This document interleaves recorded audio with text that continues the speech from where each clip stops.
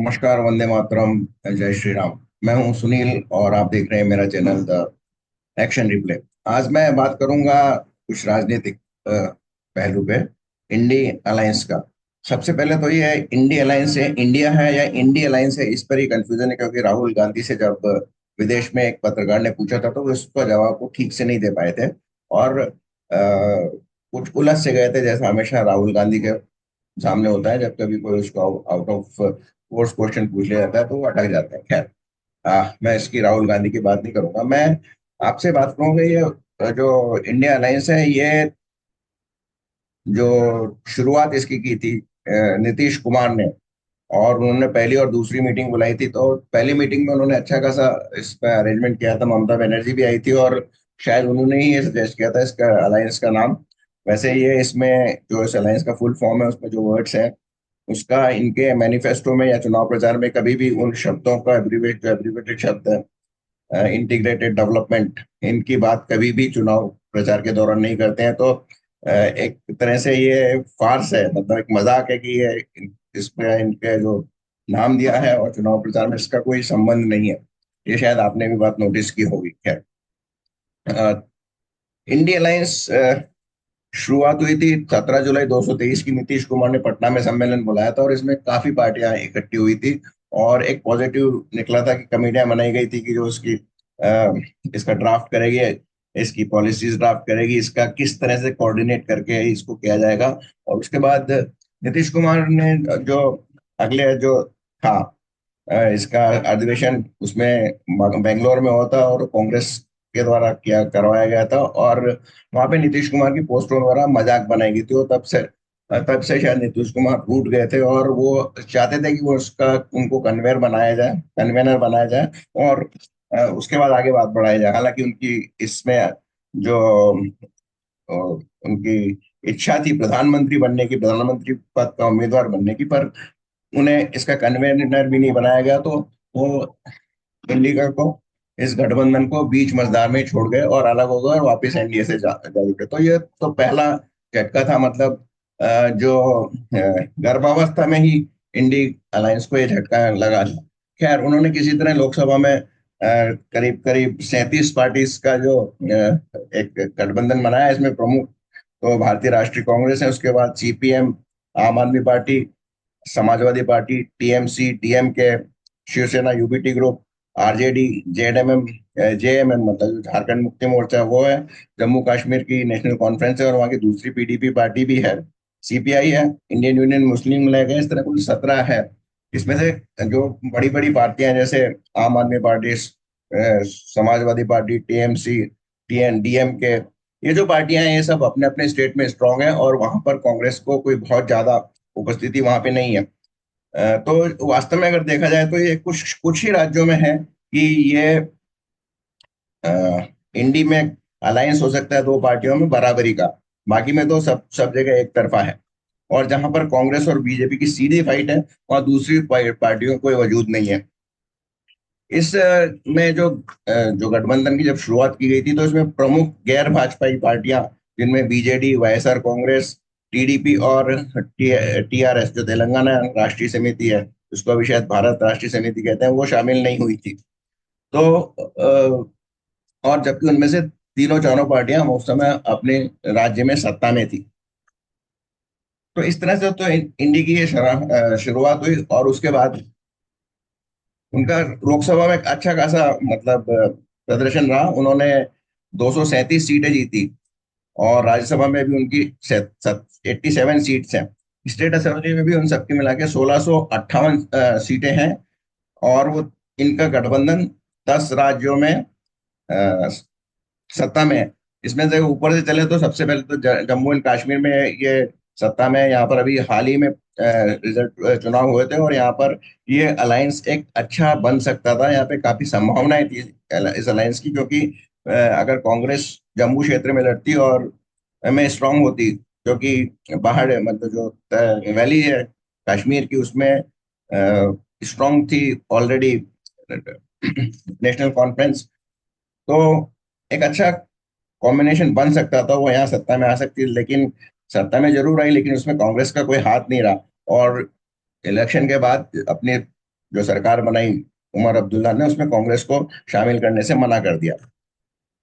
उसके बाद दिल्ली दिल्ली में दोनों ने मिलकर चुनाव लड़ा था, दोनों पार्टियों में, और दोनों शून्य पे रही थी। आम आदमी पार्टी के साथ इनका जो गठबंधन हुआ था दिल्ली में हुआ था, लेकिन पंजाब में चूंकि आम आदमी पार्टी स्ट्रांग थी तो उन्होंने उसको कांग्रेस को एक भी सीट देने से मना कर दिया, तो उन्होंने अलग अलग चुनाव लड़ा। तो ये कैसे हो सकता है कि आप एक राज्य में साथ में लड़ रहे हैं, एक दूसरे के लिए प्रचार कर रहे हैं, और एडजस्टेंट राज्य में आप एक दूसरे के विरुद्ध चुनाव प्रचार कर रहे हैं? तो ये कौन से अलायंस या में कहाँ के लॉजिक में बैठता है? तो इस तरह आगे भी आगे देखें तो हिमाचल हिमाचल प्रदेश में कांग्रेस की अपनी सरकार है, वहां को किसी दूसरी कोई दूसरी पार्टी इंडिया अलायंस की नहीं है, और जब चुनाव होंगे तब शायद किसी को कांग्रेस कोई सीट ना भी दे, जैसा कि मध्य प्रदेश में हुआ था पिछले चुनाव में, जब अखिलेश यादव ने समाजवादी पार्टी ने 6-8 सीटों की लिस्ट दी थी, और उन्होंने कमलनाथ जो कांग्रेस के वहां के अध्यक्ष थे और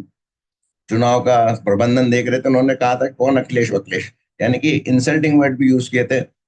पर तो वैसा वहाँ दूसरे राज्यों में जहाँ पे बीजेपी और कांग्रेस की सीधी फाइट है, वहाँ दूसरी पार्टियों का कोई वजूद नहीं है। अब आप सपोज कीजिए कि राजस्थान है, राजस्थान में अगर आम आदमी पार्टी कांग्रेस से सीटें मांगती तो क्या उसको देती? नहीं देती। मध्य प्रदेश में जैसे समाजवादी पार्टी को नहीं दी। गुजरात में पहले चुनाव हुआ था, लेकिन उस समय इंडी गठबंधन नहीं बना था, लेकिन लोकसभा में जरूर वहां पर इनका कुछ कॉम्बिनेशन हुआ था, और 2 सीट आम आदमी पार्टी को कांग्रेस ने जरूर दी थी। पर वो एक ऐसा स्टेट था जो हारा हुआ स्टेट था, और उसमें 25 में से 24 सीटें जो बीजेपी ने जीती थी। इस बार 2 चुनाव के बाद 50 सीटें गुजरात में हारने के बाद वो 1 सीट जीतने में सफल रही थी। तो इस तरह आगे जाए, तमिलनाडु में कोई जो द्रविड़ियन पार्टी है उसके अलावा कांग्रेस है, और कुछ हद तक वहां पर कम्युनिस्ट पार्टी है।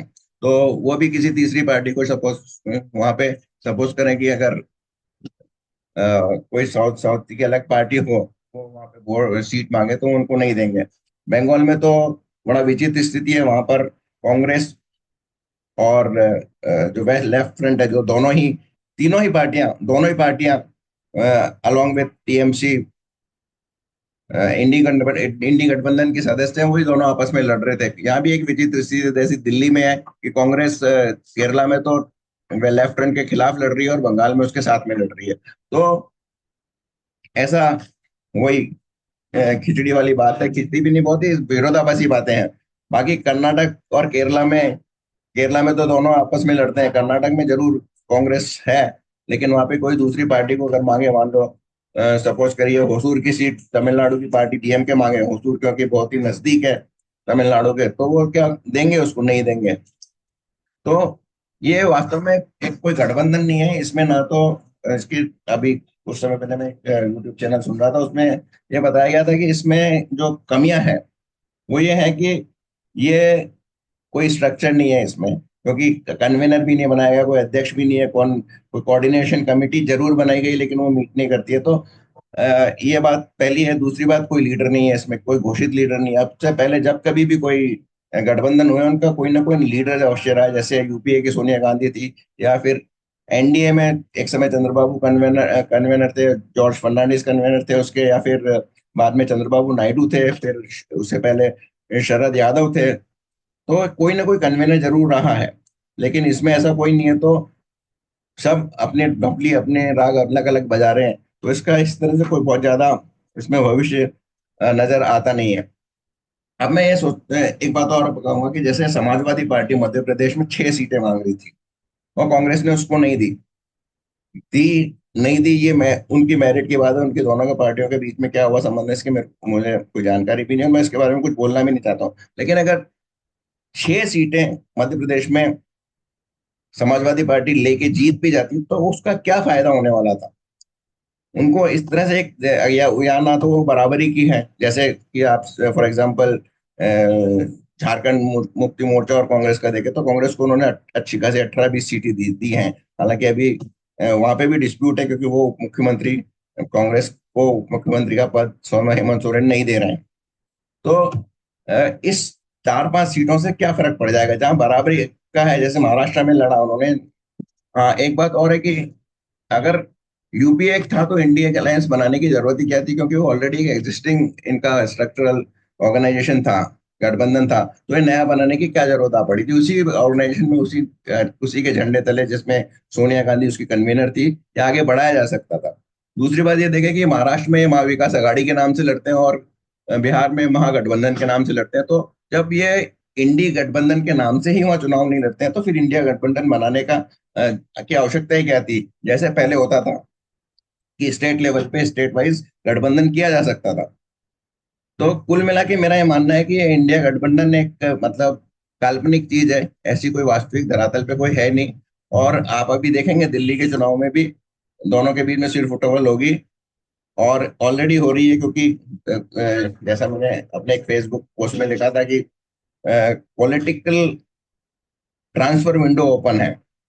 कुछ लोग आप से छोड़ के बीजेपी में आ रहे हैं, कुछ बीजेपी के आप में जा रहे हैं, कुछ कांग्रेस से छोड़ के बीजेपी में आम आदमी पार्टी में आ रहे हैं। इसमें से एक खास बात है, एक मनीष अहमद काम नाम का जो कांग्रेस का एमएलए है, जो अच्छा खासा मुस्लिम एरिया में प्रभाव रखता है, वो आम आदमी में आ गया कांग्रेस छोड़ के। तो इस तरह के जब दोनों पार्टियों में चलता रहेगा तो कैसे एक गठबंधन होगा? केवल एक इस नैरेटिव के साथ कि हमको मोदी हटाना है, क्योंकि इनफैक्ट इज नेगेटिव अप्रोच है। आप पॉजिटिव तो कुछ बता ही नहीं रहे हैं कि हम क्या करेंगे, किस तरह से देश का विकास करेंगे, जो कि इनके जो डेवलपमेंट इनमें है, वर्ड एक डी से जो इंडिया गठबंधन में, और इंटीग्रेटेड डेवलपमेंट। तो क्या करेंगे ये कुछ अपने मैनिफेस्टो में नहीं बताते हैं, कोई प्रचार में नहीं करते, कोई इनका नेता उसकी बात नहीं करता है। बात करते हैं तो वक्फ बोर्ड को हराएंगे, या कटोगे तो बटोगे तो कटोगे का नारा गलत है। अरे अगर ये नारा गलत है तो आप सही नारा लीजिए ना, नारा भी नहीं है इनके पास। तो मुझे नहीं लगता कि इस इंडिया गठबंधन का कोई भविष्य है, एक अवसरवादी गठबंधन है, और अगले लोकसभा चुनाव में भी होगा।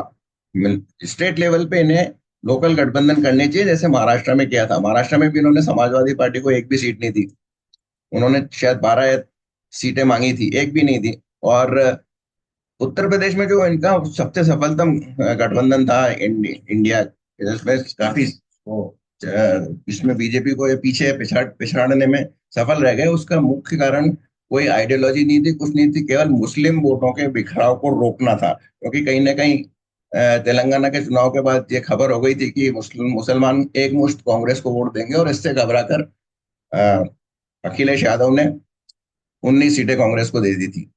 तो ये केवल एक अवसरवादी था, या मतलबी अपने मतलब के हिसाब से किया गया गठबंधन है।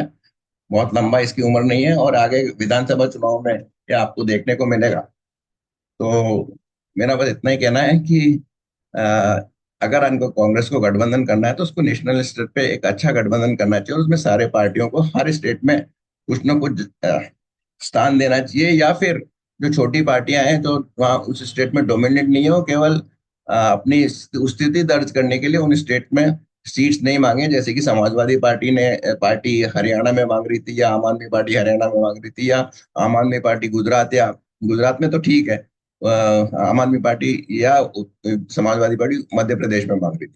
तो अगर ऐसा चलता रहा तो इसका कोई बहुत बहुत भविष्य नहीं है, और ये आपस में ही लड़ते रहेंगे। और कुछ जगह वो कहेंगे कि फ्रेंडली फाइट है। फ्रेंडली तो खेल हो सकता है, मैच हो सकते हैं, कभी चुनाव में या राजनीति में फ्रेंडली वर्ड मायने नहीं रखता है, इररिलेवेंट है एक्चुअली।